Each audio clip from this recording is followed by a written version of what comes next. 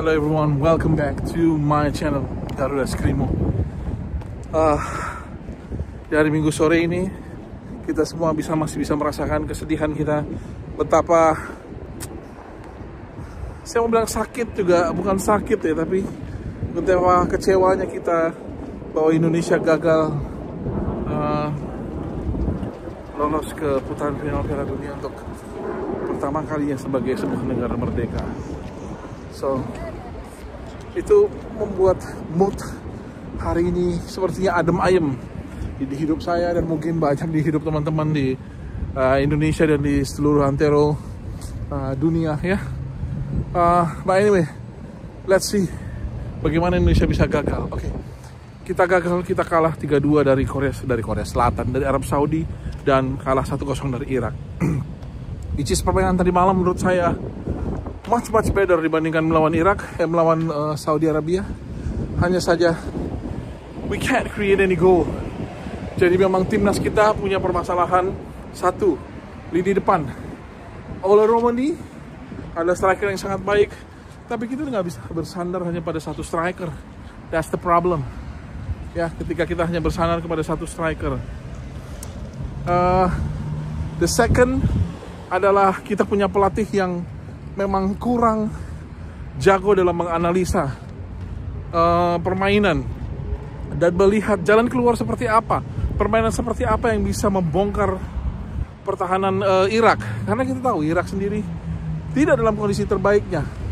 Dan we know Graham Arnold pelatih yang bukan yang jelek, tapi bukan juga yang spesial dalam hal taktik atau cuma dia mungkin pintar memanfaatkan kelebihan pemain-pemainnya. Sementara Patrick Kluivert tidak punya kemampuan sampai di level situ. Nah, itu yang sangat kita sayangkan. Kemampuan taktikal dan analisis Patrick Kluivert yang tidak mumpuni ya, dalam arti untuk bersaing, untuk membawa kita bersaing di level Asia. Karena dari segi pemain, kita punya pemain-pemain yang cukup baik.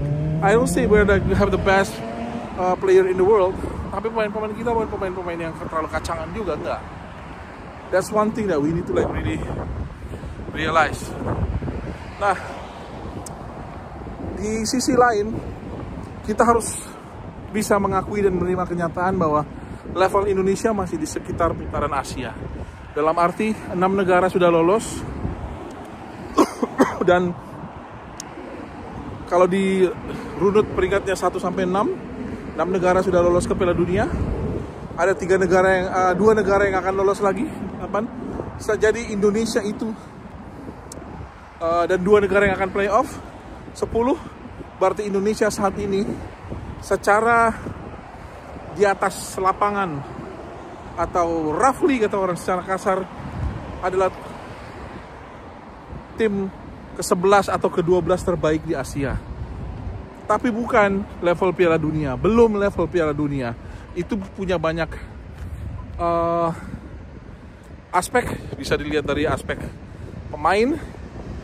Mungkin ada tim-tim yang kita nggak tahu ya, kita harus uji coba dengan tim seperti New Zealand selain dia baru, atau tim-tim lain yang mungkin lolos dari negara-negara Amerika Tengah.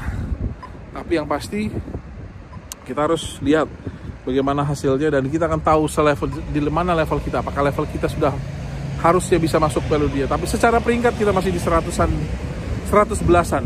Dan saya pikir kedepannya itu yang harus kita tingkatkan, yang pertama. Ya, yang kedua,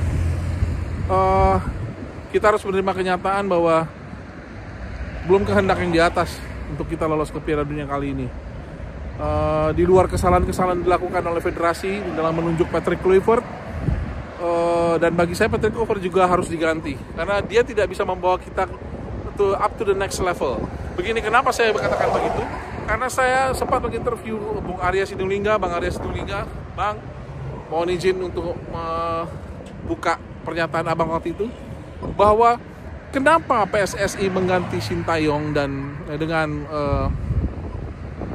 Patrick Kluivert. Jadi gini, pada awalnya PSSI juga nggak berpikir lah untuk Indonesia harus lolos di 2026 ini ya.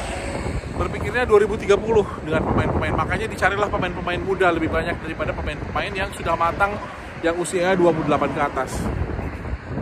gitu ya.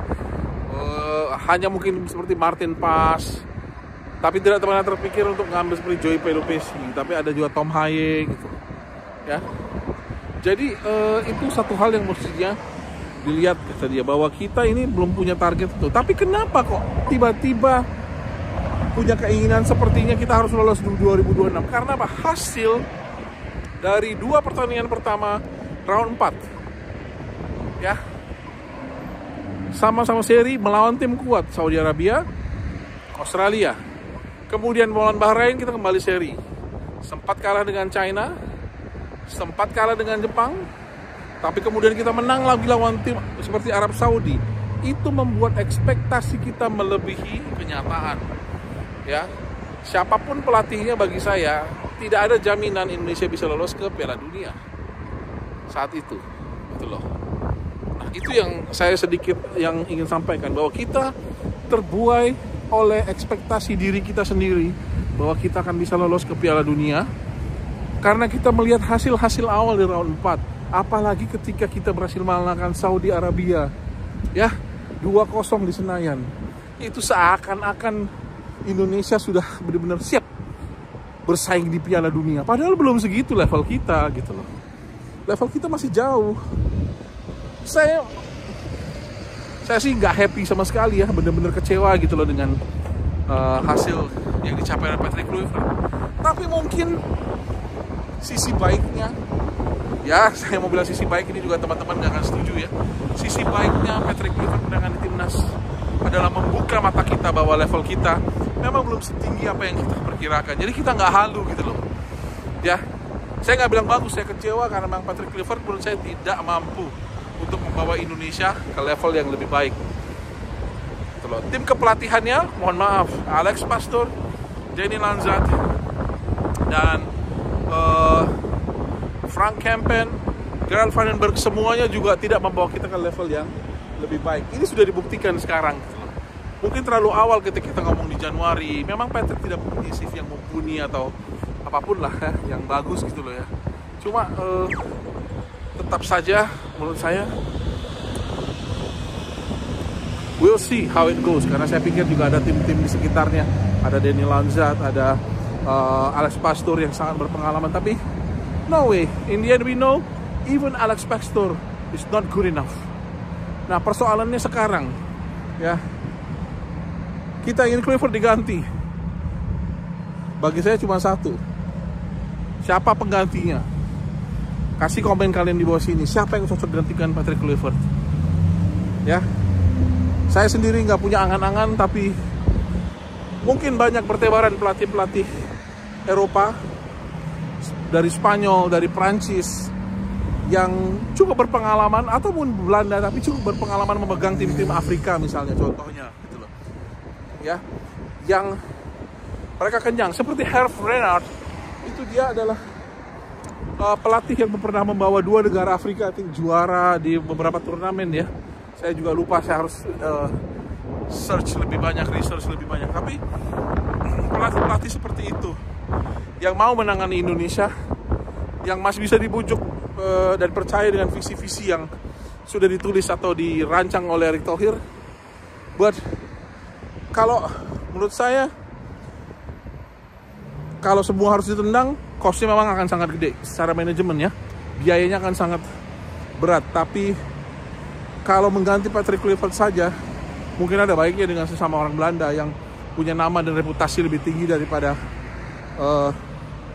kelompok mereka inilah, gitu. Sehingga ada respect, ada sesuatu yang mereka segani. Karena saya jujur tidak punya keyakinan lagi kepada Patrick Kluivert untuk bisa lebih baik. That's all that he has. He doesn't have anything more at the moment. That's all. Fix, nothing else. Oke. So, teman-teman, satu hal, kita harus belajar kembali ke bumi. Tahu bahwa sebenarnya target kita bukan ke Piala Dunia, tapi kita dibuat halu dan excited, over excited bahkan ya, lebay, karena hasil-hasil yang kita dapat di awal-awal bersama Sintayong. Sehingga kita berpikir kita bisa lolos di ke Piala Dunia. It doesn't go that way. Untuk lolos ke Piala Dunia kita harus tahu kita harus punya tim yang bagus, pelatih yang bagus, supporter yang sudah baik seperti sekarang, yang luar biasa pendukung. Di luar itu, kita harus punya sistem pembinaan yang bagus, kita harus punya sistem kerja yang bagus, memenuhi standar, dan most important thing, tim yang bisa tampil konsisten, bermain, bertahan, menyerang, dan mencetak gol. So thank you so much teman-teman sudah menonton video saya. Hopefully ini bisa menjadi suatu masukan buat kalian. Luar biasa supporter Indonesia. Salut, hormat buat para supporter kita. Ultras Garuda, La Grande Indonesia, Garda Garuda, dan juga dari grupnya Garuda Buana di Saudi. Luar biasa mereka. Garuda Buana hadir dengan sesuatu yang menurut saya patut dibanggakan, dan saya percaya PSSI harus bisa mengambil langkah yang oke, yang tepat, sehingga akhirnya kita bisa memperbaiki semuanya ini dan berprestasi. Piala Dunia U17 datang di November, SEA Games di Desember. Hopefully saya bisa ke SEA Games meliput langsung ya, untuk buat teman-teman Garuda Skrimo. Dan 2027 nanti Indonesia siap bertarung di Piala Asia dengan tim yang sekarang ini. Cukup menarik ya, melihat mereka bertarung sesama negara-negara Asia yang mungkin berbeda. Mungkin kita bisa ketemu negara Asia Tenggara, bisa ketemu negara Asia Timur, atau Asia Selatan. We never know, but we'll see. Thank you teman-teman, tetap ikuti channel ini, akan banyak lagi hal-hal menarik yang saya liput, terutama dari diaspora Australia saat ini. Thank you so much and until next time.